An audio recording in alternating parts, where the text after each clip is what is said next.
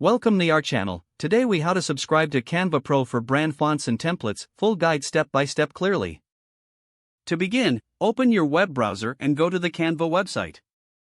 If you don't have an account, click on sign up to create a new account.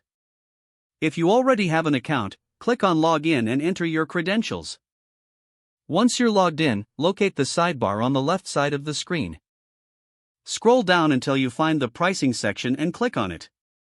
On the pricing page, you will see different subscription options. Look for Canva Pro and click on the Try It Free button to start a trial. You may be prompted to enter payment information, even for the free trial. Fill in your payment details and proceed to the next step.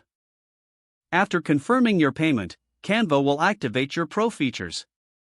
You will now gain access to brand fonts, templates, and other Pro tools. To access brand fonts, click on Brand Kit in the sidebar. In the Brand Kit, you'll find options to upload your own fonts. Click the Upload a Font button and upload the font files from your computer. Make sure that you have the proper licenses to use the fonts. Once uploaded, the fonts will be available for use in your designs. To explore templates, return to the main dashboard. Click on Templates from the sidebar. You can filter templates by category or search for specific themes.